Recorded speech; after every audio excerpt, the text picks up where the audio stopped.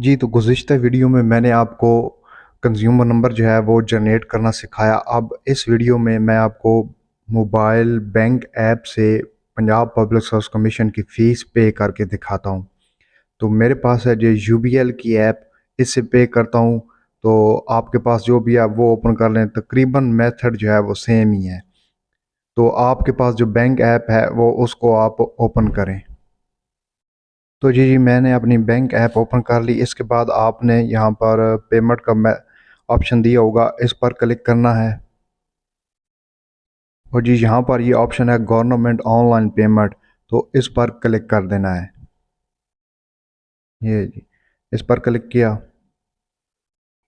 अब जी ये नेक्स्ट हमारे पास ऑप्शन है गवर्नमेंट पेमेंट्स, इस पर क्लिक करना है। इसमें वेरी फर्स्ट जो ऑप्शन खड़ा है ई पे पंजाब, इस पर क्लिक करना है।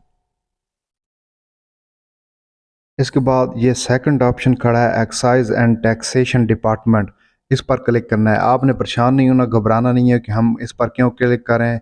ये पंजाब पब्लिक सर्विस कमीशन ने खुद यहाँ पर पे करने को कहा है। तो जी इस पर क्लिक किया। यहाँ पर आपके पास ऑप्शन आ गया होगा सिलेक्ट पेमेंट, तो इसको प्रेस करना है।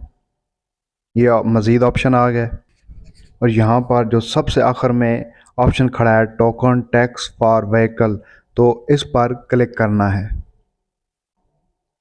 इस पर क्लिक किया।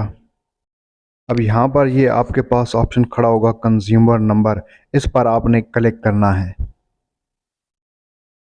इस पर क्लिक करेंगे तो अब आपके पास जो है वो कंज्यूमर नंबर है जो हमने ऑनलाइन जनरेट किया, जो कि मैंने अपने गुज़िश्ता वीडियो में मैंने आपको जनरेट करके दिखाया। वो आपने फुल नंबर जो है वो यहाँ पर एंटर करना है।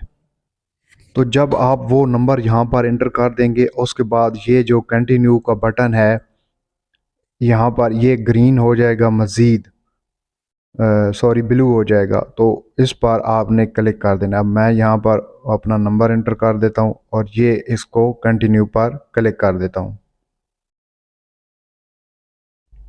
तो ये जी मैंने क्लिक कर दिया इस बटन पर।